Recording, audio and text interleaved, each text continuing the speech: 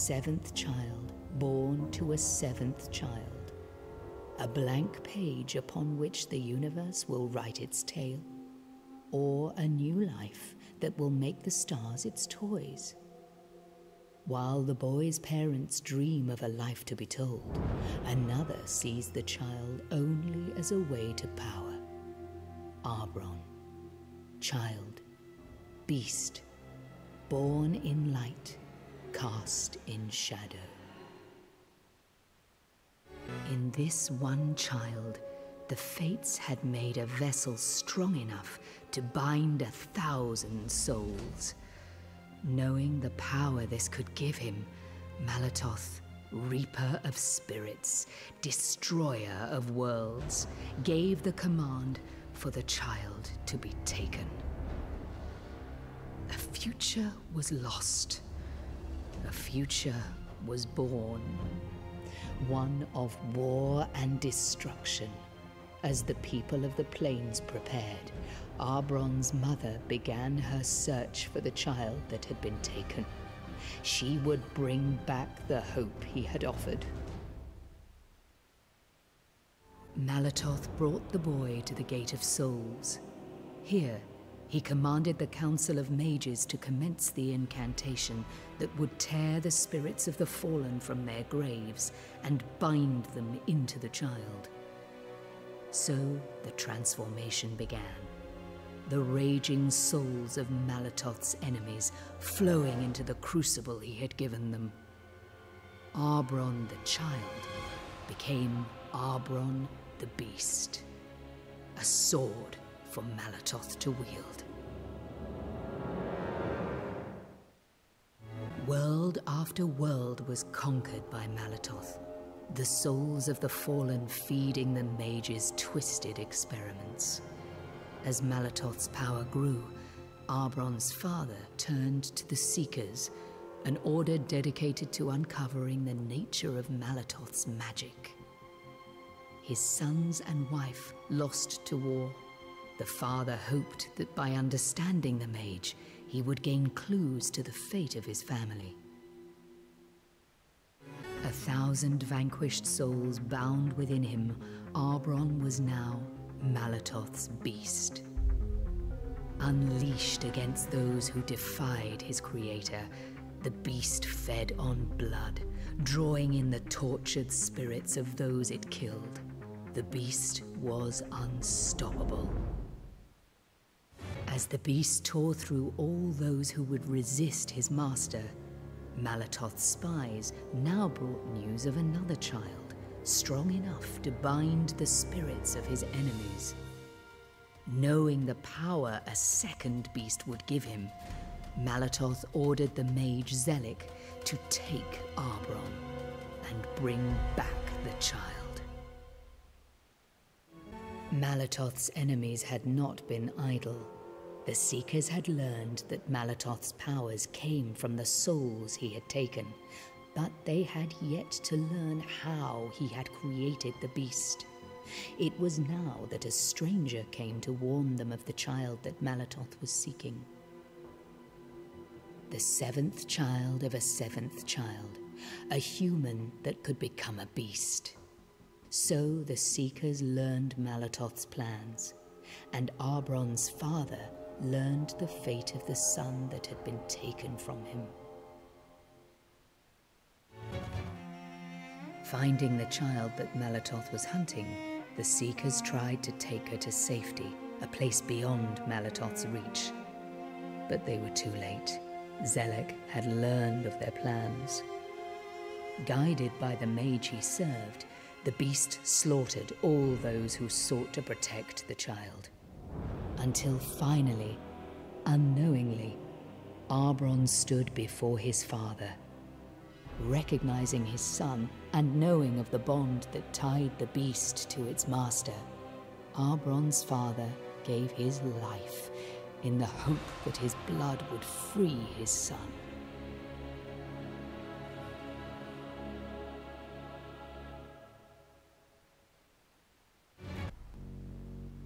Released by his father's sacrifice, free of will but uncertain of purpose, the beast pursued the mage that had controlled him. Fearful that Maletoth would kill him as punishment for the beast's escape, the mage Zelek sought refuge in the land of the Dryads. Here he gave the child to the queen, who, in return, offered the mage sanctuary, sending servants to deliver the child to Maletoth and soldiers to kill the beast. But the beast slaughtered all those sent against him, the blood he spilled awakening the titans that had been held captive by the Dryads. Roused from their magical slumber, these ancient giants rose up, killing the queen and taking back their freedom.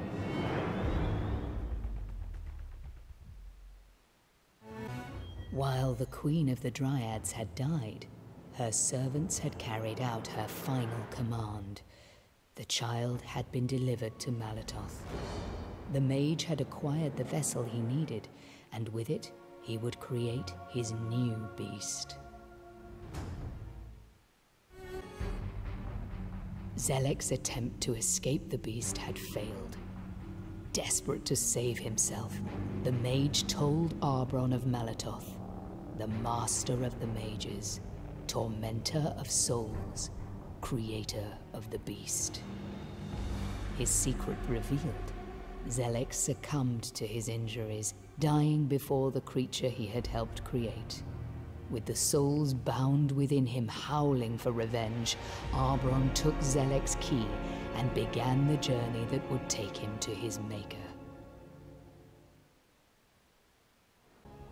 With Zelek dead, Maletoth knew he could not regain control of the beast, so the mage turned to the child he had found.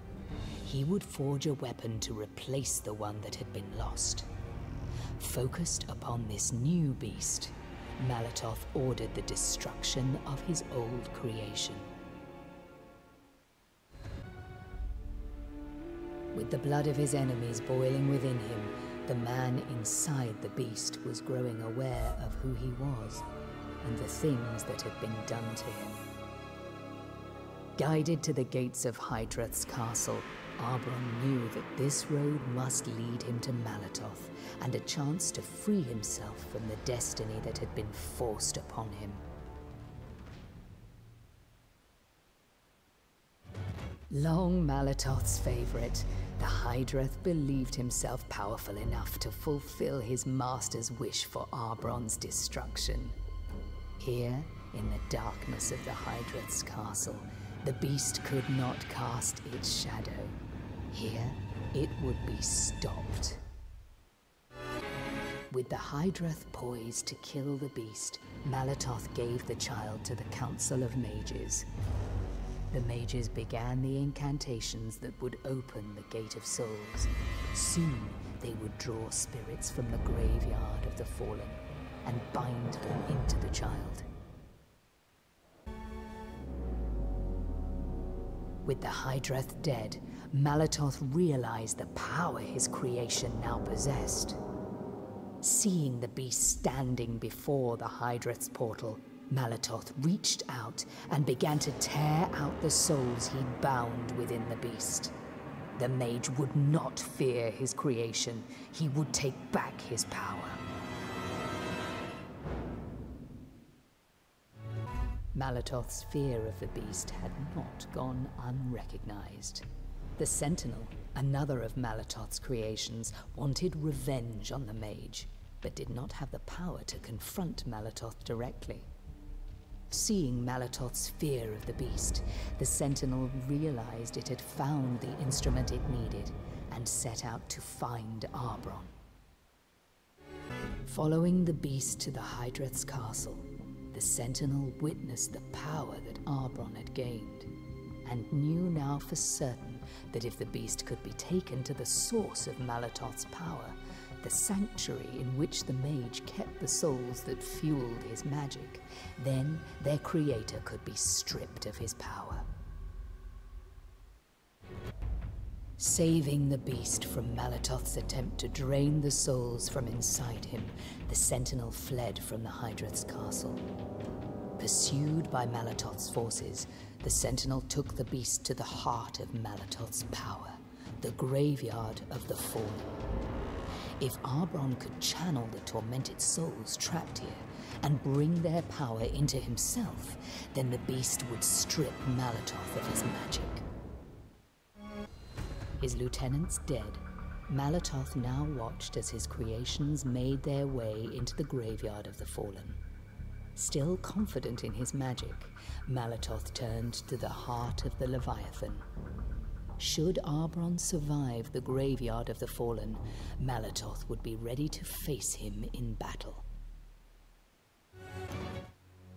Confronted by the souls of those he had slain, the beast offered the spirits an escape from the prison where Maletoth had confined them. One by one, the fallen gave themselves to the beast. Through Aarbron, the slain would have their chance to take revenge on their tormentor.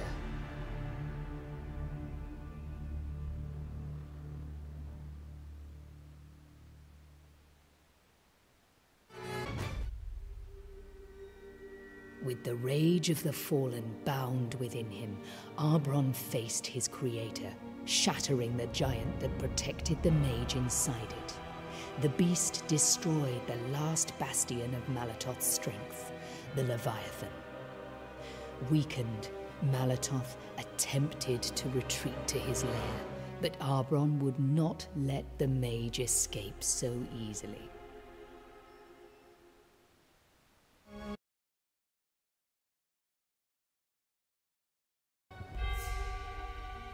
His creator before him, Aarbron heard Maletoth's pleas and allowed the mage to keep his power in return for ending the curse that had been placed upon him. Human once more, Aarbron could now live the life Maletoth had taken from him as a child, but he would remain forever in the shadow of the beast.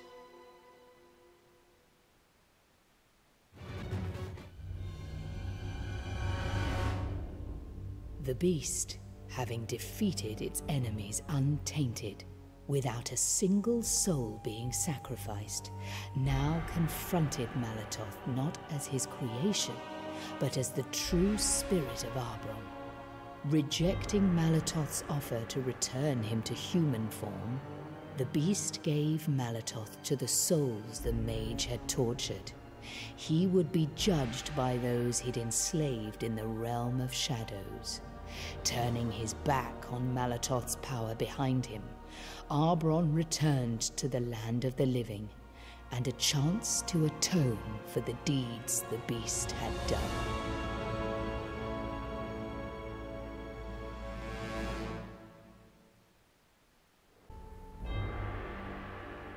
Having witnessed Aarbron's choice, the Sentinel appeared before him with a blessing and warning. The beast's family had not all been lost to the war, but there was danger for them and for Aarbron. Though Maletoth was dead, the beast's future was not yet a certainty. The forces of magic were stirring, and a new prophecy would be spoken.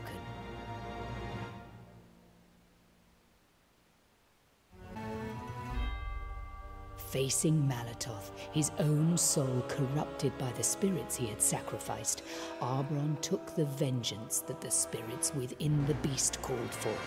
He killed Maletoth and took the mage's power for his own. Now Aarbron would decide the fate of worlds, as his creator Maletoth had done before him. The new prophecy foretold the fall of Aarbron, the death of the beast at the hands of one related to him by blood. Redemption was at hand, but only if the prophecy could be stopped. With Maletoth dead, those who had shared his power looked to their magic. They would not share Maletoth's fate, not while the child still lived. If the mages could find someone with the power to open the gate of souls, a new beast would rise to cast its shadow. And this beast would be theirs to control.